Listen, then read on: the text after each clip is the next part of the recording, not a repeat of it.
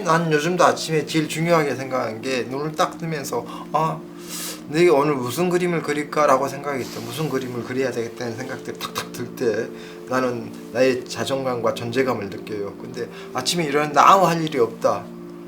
그러면 그때가 내가 끝났구나, 예술가로서. 그래서 모든 그 몸의 어떤 기능들이 조금씩 노쇠해야 되면서 되게 조금 불편할 때가 있거든요. 근데 한 가지 분명한 것은 마음은 더 젊어지더라고요.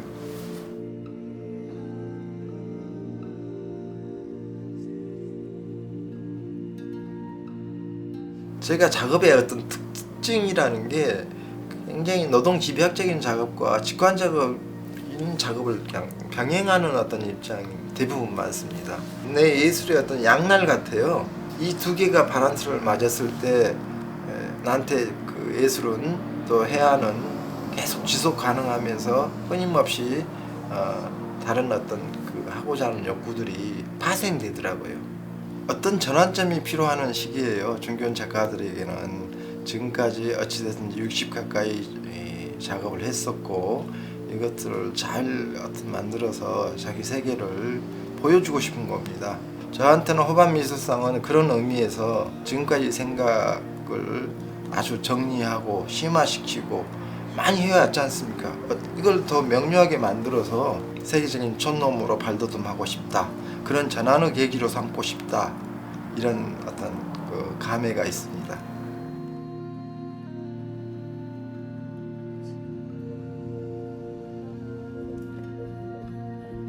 저는 구름에서 마음으로 가는 긴 여정에 있다.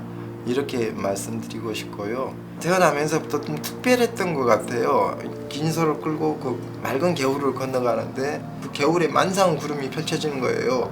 하늘을 보니까 굉장히 만상의 구름이 펼쳐져 있더랍니다. 그래서 하늘과 땅이 어딘지도 구분하지 못할 정도로 아주 몽롱한 상태에서 아름다운 구름을 이렇게 목격하게 돼서 쌍둥이 아들 2명이 나와버린 겁니다. 덤으로 얻은 자식이니 그 두 번째 난 아들은 당신이 이름을 지으시오. 그래서 어머님이 숲 끝에 구름 문자 한자를 적었답니다.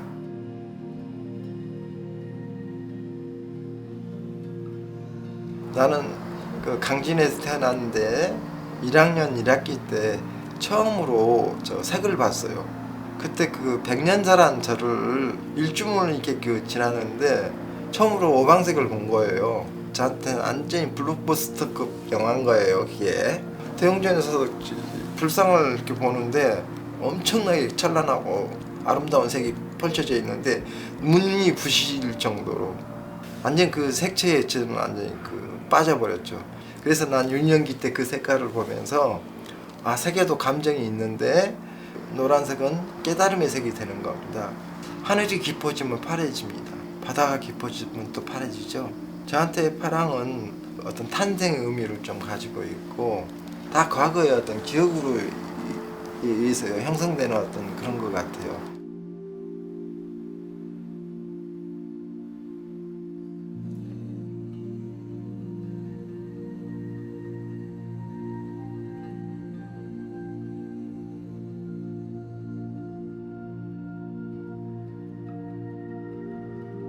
(93년도에) 제가 해남으로 내려가면서부터 시작된 겁니다.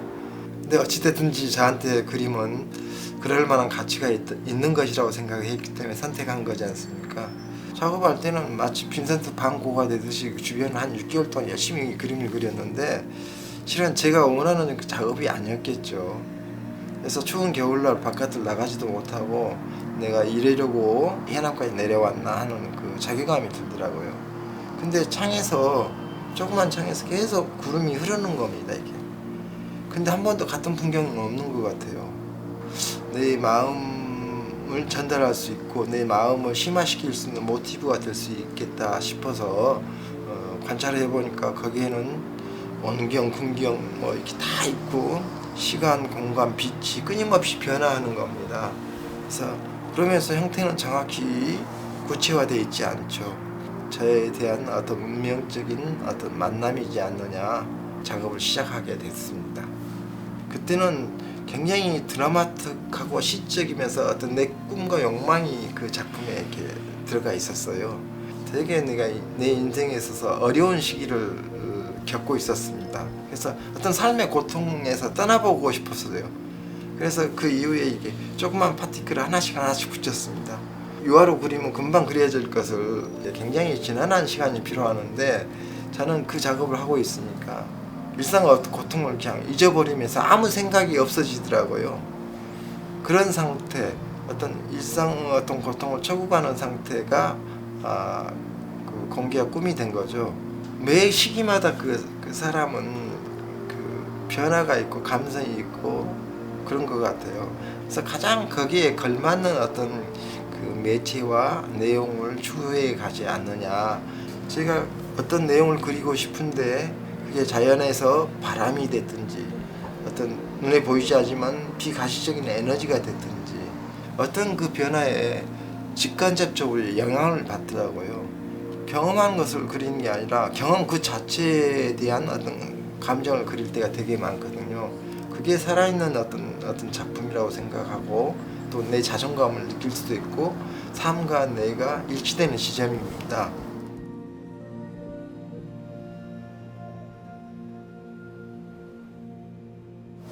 제일 처음에 유화를 시작을 했고요.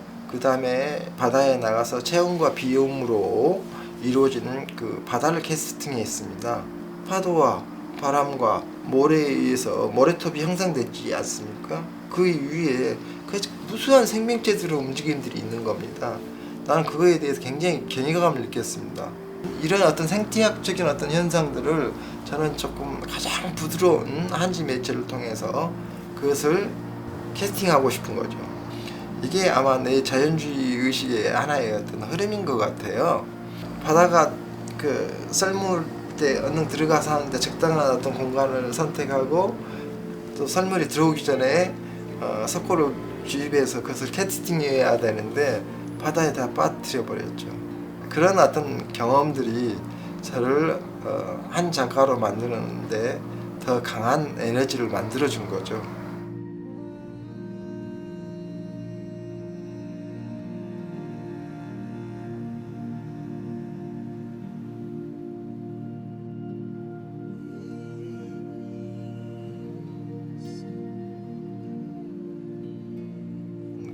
운명은 의지적 선택이라고 그러지 않습니까? 저는 2000년대 초에 굉장히 블루칩 작가로 잘 나갔습니다.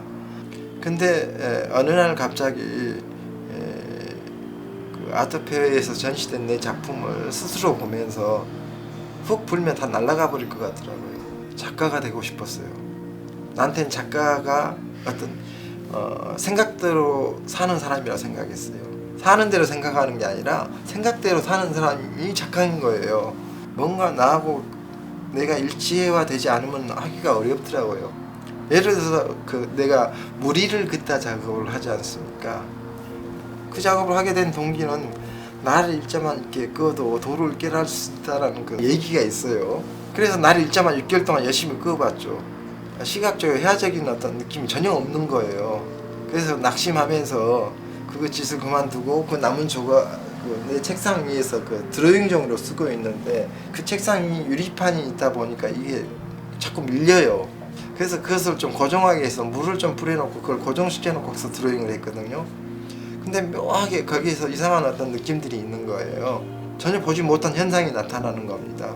불투과된 유리판 위에서 종이를 놓고 긋다 보니까 종이하고 유리판 사이에 기포라든지 평소에 눈에 보이지 않지만 존재하는 것들이 내재되어 있었던 겁니다. 그것들을 그을 때마다 그런 것들이 현상적으로 나타나는 겁니다. 저는 그때 딱 느꼈던 게 동양의 미술, 미학의 정수는 인간의 어떤 노력과 자연의 어떤 비가시적인 에너지 합일이 될 때만 명품이 가능하다는 그런 생각이 들어서 자연에서 많이 배운 느낌들이 그런 것이지 않느냐. 그래서 일획을 그때부터 긋기 시작을 한 거죠. 그날의 어떤 온도나 습도나 그는 나의 상태에 따라서 다양한 형태의 어떤 그 일획 작업이 나오더라고요. 그 반복 속에서도 차이를 끊임없이 나오니까 작업을 하게 된 거거든요.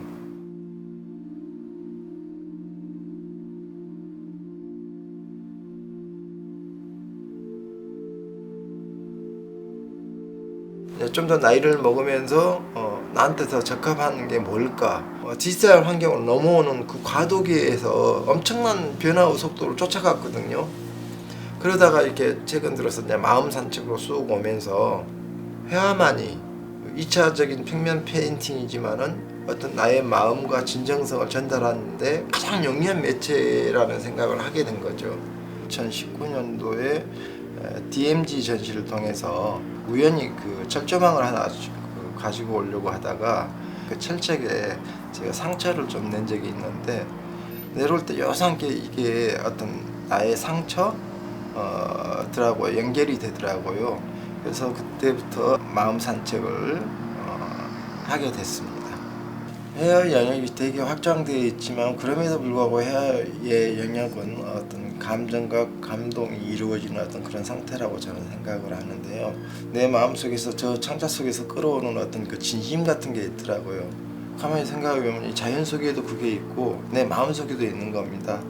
이런 쓸쓸하고 담백한 것들을 내 작품의 헤어로 승화시켜 볼까. 그래서 되게 그 멜랑콜리한 천재들이 말하는 어떤 지적 허영이 아니라 진짜 어떤 삶의 진실이 녹여져 있는 거, 경험이 아니라 경험 그 자체가 예술이 될 때 나는 헤어적 진심이라고 생각합니다.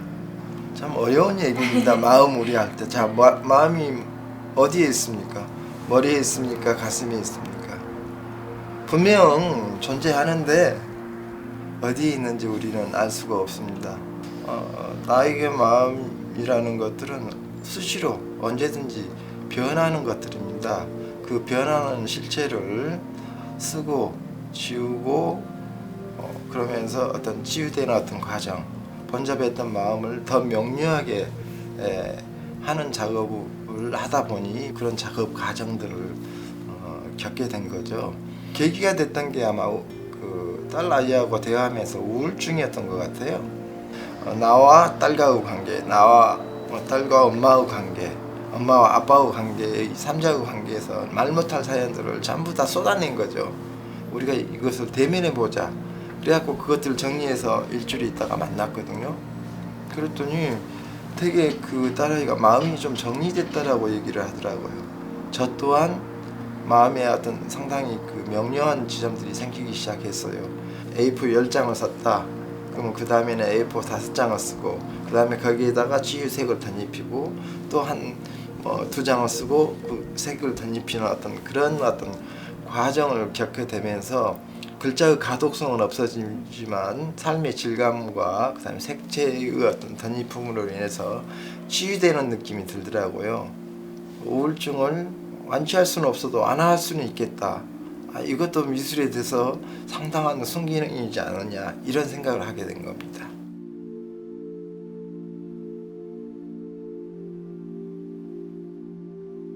우리가 기억 속에 두 가지 기억이 있거든요. 추억 같은 앨범 같은 기억이 있습니다. 언제든지 꺼내서 우리는 그것을 과거로 추억하면서 회상하는 그런 어떤 서정적인 어떤 기억이 있고 반려기억이라고 우리가 차마 말 못했던 것들 그런 기억들은 무의식 속으로 그냥 들어가 있습니다. 근데 그게 그 사람의 어떤 정체성이라고 난 생각을 하거든요. 이렇게 글을 쓴다라는 것은 조금 더 추상적인 자기 마음을 좀 더 정확한 상태로 만들어주는 어떤 그런 기능을 가지고 있더라고요. 마음을 어떻게 그릴까 고민하다 보니 그렇게 된 거죠.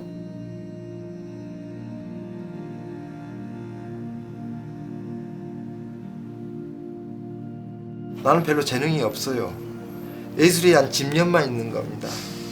나는 예술로 선한 영향력을 주고 싶었단 말이에요. 근데 지금까지 내 작업의 창작의 원동력은 뭐였을까? 그리고 재능은 무엇이었을까라고 생각했을 때 나는 나를 믿는 것이라고 생각을 했었습니다. 어떠한 상황에서 믿으면서 해가는 게 예술의 어떤 가장 좋은 덕목이 아닐까 이런 생각을 합니다. 하루는 딱 갔더니 어떤 사람이 울면서 있는 거예요. 어떻게 그 눈물을 흘릴 수가 있습니까? 어떤 것 때문에 그러십니까? 라고 했더니 자기 자신도 실은 말 못할 사정들이 굉장히 많대요. 삶의 행간이 이렇게 색채로 남아있는데 그게 자기한테 엄청나게 따뜻한 위로를 주더라 이겁니다. 그러면 저는 어떻게 했습니까? 그 말에 나는 더 위로를 받는 거죠. 나를 작업을 수축으로 가능하게 만들어주는 최대 응원군들이죠. 마지막 완성은 관람자가 하는 겁니다. 그런 어떤 관람자들에 대한 어떤 존경심을 가지고 있습니다. 제가 지향하는 바는 내 그림이 좀 선한 영향력을 줬으면 좋겠다. 예를 들어서 사람들이 되게 그 일상을 생활하면서 지치고 힘들고 그러는데 미술관에서 위로를 받는 사람들이 되게 많더라고요. 어찌됐든지 앞으로도 지속적으로도 자연과 내가 교감하면서 느꼈던 감정들, 그다음에 그 서정의 자리들을 같이 공감하고 전달하고 싶은 게 제 작업입니다.